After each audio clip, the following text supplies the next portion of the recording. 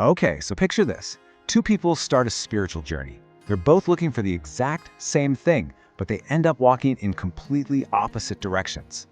What if the real path to understanding isn't something that can be taught or shared or even described? Let's get into it. So, at the heart of our story, we have two people, Amit and Bikram, and their approaches couldn't be more different. Amit, he chooses a path. He wants a system, a guide, something he can follow.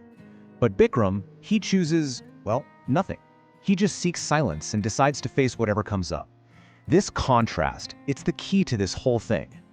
All right, let's start by looking at Amit's journey. We're calling it the shared path, and you can see why. It has a clear method, a solid system, and most importantly, it comes with a promise.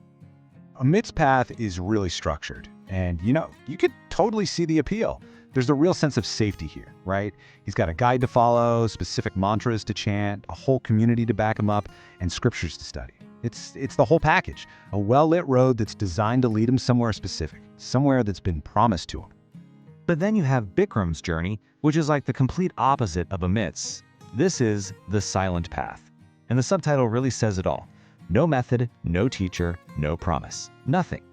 For Bikram, there's just silence, and whatever that brings. There's no map, no set of instructions, no safety net. It's a leap of faith into direct, unfiltered, and honestly, probably pretty chaotic personal experience. This huge difference in their approaches brings up a really fascinating and maybe kind of uncomfortable question. And that brings us to our next section, the performance of progress. It really makes you wonder, are we feeling something true? Or are we just performing it for everyone else? So Amit starts talking about seeing light and feeling energy, and these experiences get instantly validated by his group. He finds real comfort in that, a sense of belonging, because they're all feeling it together. Bikram, on the other hand, he's just feeling confused, restless. He's struggling alone, with a silence that just refuses to play along. And this leads to a pretty powerful idea. Sometimes we don't experience truth, we experience expectation. Just think about that for a second. When everyone around you expects a certain feeling, the pressure to feel it too is just immense. Our need to belong can literally shape what we think is real. Which leaves us with a seriously tough question, not just for Amit, but for all of us. Is that feeling of progress actually real? Or is it more of a learned response, something we've picked up from the powerful belief of the group? But what happens when all of that support, that whole external system, is just stripped away?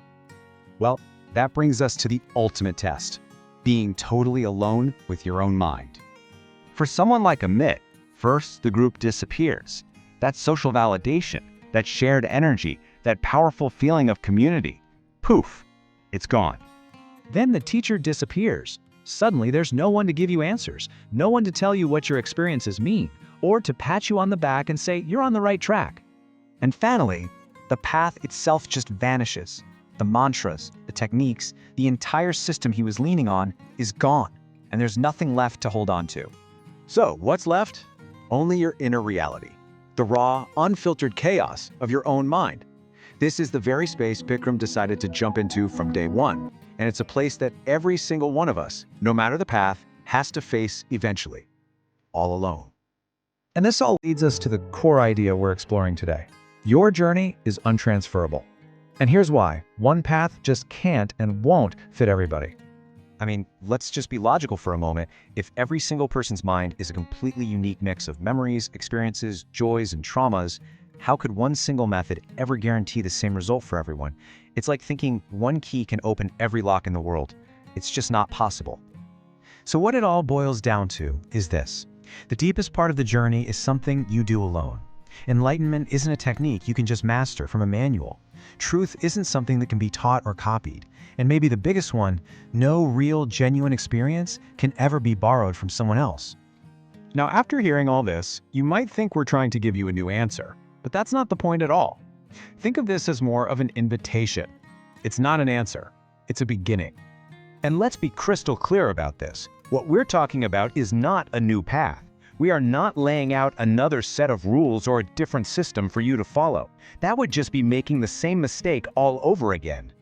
In fact, we're fully embracing the uncertainty here. We have no idea where it leads. There's no map, because a universal map would kind of defeat the whole purpose of a personal journey, wouldn't it?